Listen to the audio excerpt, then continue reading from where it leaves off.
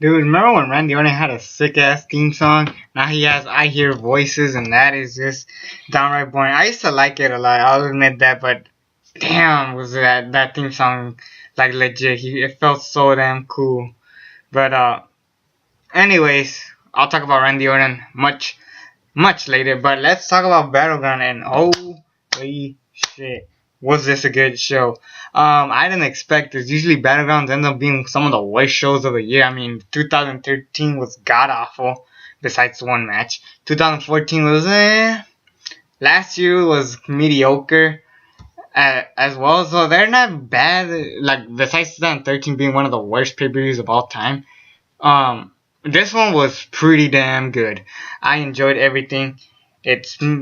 But with that said, hello everybody. It's me, the AL Lead Double X, or should I say, the Double X Prince. Yes, if you guys have seen my recent videos, yes, I have came back as the Double X Prince. I am rapping again. I am hoping to get some more songs for you guys. Hopefully some in my room. I'm tired of just going live and telling people to record for me.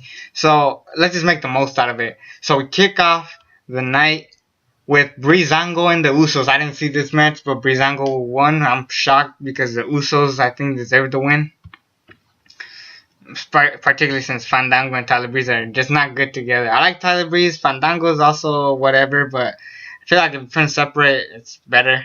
Fandango, like, I never liked him ever since he debuted. Being the first guy besides, I don't count Biggie Langston, but Fandango has debuted at WrestleMania, and it just kills me to know that this guy was the first person to ever debut in WrestleMania. It just pissed me off. So so you can tell I'm not a Fandango fan, and I didn't even bother watching that match. Then we kick it off with Charlotte and Dana Brooke. They come out, and then Sasha Banks come out. Sasha Banks is the shit, I swear to God. That theme song and like the character just fits all together. And then we get the mystery partner, and sure enough, it's Bayley. Yes, Bayley is here. She debuts in Battleground, and they have a kick-ass main event opener. My bad. And Bayley didn't like do much, but for what she did, it was pretty cool. It kind of reminded me of Captain America Civil War with the whole Spider-Man coming out and then leaving. Because I've heard that Bayley is still going to be part of NXT. I'm pretty positive they're going to do that simply for the fact that she could be the women's champion again. I know that at NXT TakeOver Back to Brooklyn, they're going to have Bayley versus Asuka too, which I'm super excited for since I really enjoyed the first one. And I gotta admit it, guys, I'm sorry, but I kind of did overrate that match. It's still a fantastic match, but I feel like I see why people would say it's not as great as people say it is. But I'm pretty sure that they have a second match that they're just gonna tear off the house. It's just gonna be another amazing match, hopefully. But anyway, Sasha beats Charlotte by tapping out, and they just celebrate for a while, and then. This reminds me of the Mega Powers with Bayley and Sasha, Hogan and Macho Man. They're like, are they gonna like give the handshake? But instead it was a hug, so that worked perfectly. I think that was really cool.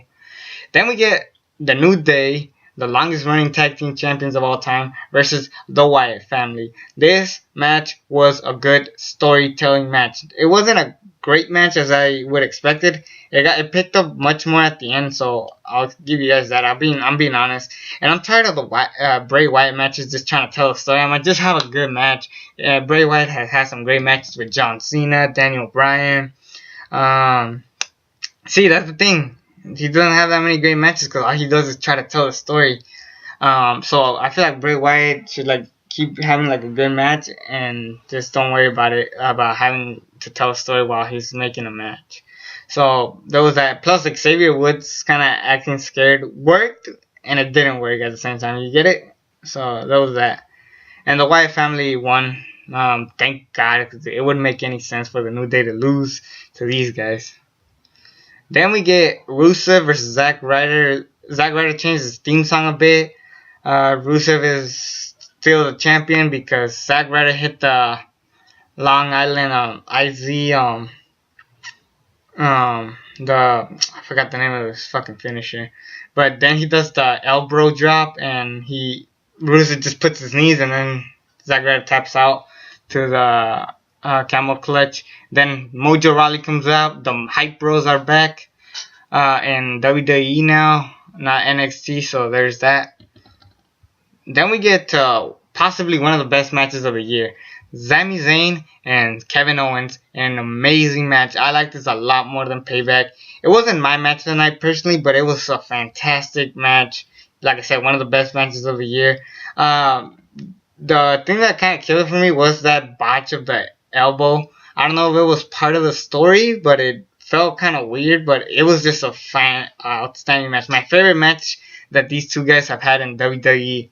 And yes, I'm counting the NXT matches too. They've only had 2 NXT matches, and this topped all of their matches in WWE. I wouldn't say it's as great as their Final Battle 2012 match or their Final Battle 2010 match. I'm pretty sure it was that year. The one where it was Mask versus Career, that one was fantastic. The Ladder War was also fantastic, and this one is just another great one. Damn, was this a good match? And then Sami Zayn wins by like a knee, and it was just so fantastic. The way they were telling their story, these guys could just wrestle forever. If they have a rematch at SummerSlam just to tie up everything, even though they have had a match on Raw, I checked here. Let me just say that if we have a SummerSlam rematch, this has to have a stipulation. It could be a 5-star classic, no doubt. These guys have told their story for years. These guys can just tear off the house. Please, WWE, don't fuck this up. They're both on Raw. Come on, don't do this. So please do a good thing with it. Then we get Natalya versus Becky Lynch, and I felt bad for these ladies. They had an okay match, but the crowd was kind of dead after watching Sami Zayn and Kevin Owens. I mean, can you blame them? But it was okay. It was alright. I think it was alright. A match. Then we got The Miz versus Darren Young. The only thing I really remember out of this was the entrance with Miz coming in with Maurice with 50 Shades of Grey mask on. So that's the only thing I could really remember.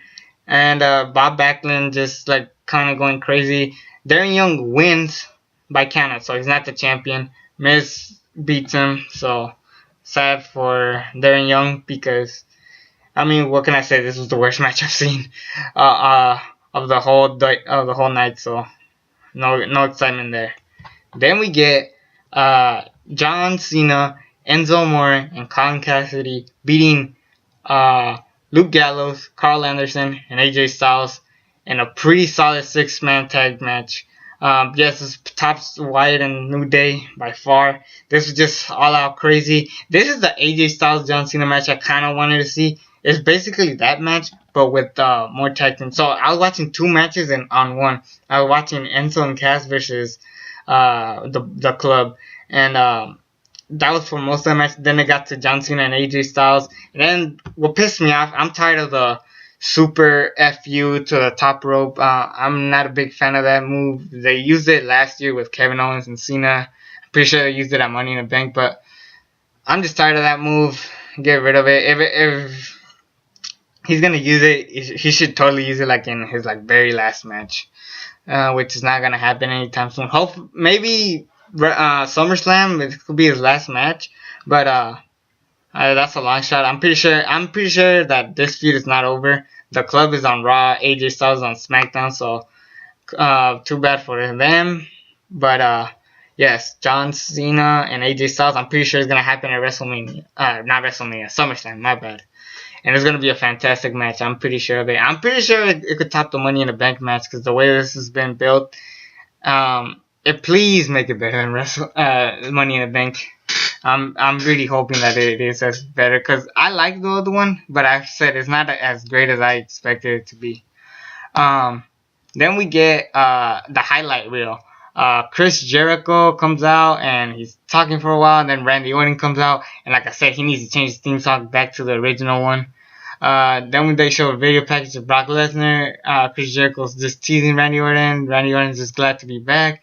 And then the funniest RKO I've ever seen, where Randy Orton's like, and Chris Jericho's scared, like he's like, I'm not gonna hit you yet, and then Chris Jericho's like, the fuck is wrong with you? And I don't know, Randy Orton's just laughing, and then he actually does hit the RKO, and then the crowd just goes crazy. RKO from out of nowhere. Man, I remember when JR used to call that. That was just great. Then we get my match of the night. I'm sorry, but it was my match of the night, and I'm not fanboying. It was just a match that I've been anticipating for, and plus the whole draft thing kind of did help the match, where it's like two contenders from Raw and the champion from SmackDown, so it's like making the match even more riskier. And then Roman Reigns comes back. Seth Rollins wants to prove that he's the best of the Shield, and Dean Ambrose is the champion. It was just an all-out great match. It's just fantastic. Roman Reigns threw in some good moves there, and then he's like reversals. There's this cool part where Seth Rollins throws Roman Reigns in through the not the barricade, but like one of the ring aprons, and then it leads to a Superman punch. It was silly a little bit, but it worked perfectly. My only problem is that Dean Ambrose wasn't doing much with Roman Reigns. It was mainly Seth Rollins versus both of them. There's actually this cool part where they're gonna do a Shield powerbomb to Roman Reigns, so that was cool. But then eventually they break table on one of them, and then Seth Rollins uses the chair because that's how Seth Rollins is. So all three of them played their characters perfectly, and that's what I really loved about this match. It was my match of the night. Dean Ambrose wins, and thank God, because SmackDown without the championship, I don't know what they're gonna do, because the there's not a lot of great stars in SmackDown. To be honest, they got Randy Orton, Dean Ambrose, John Cena, Bray Wyatt, and American Alpha. That's about it.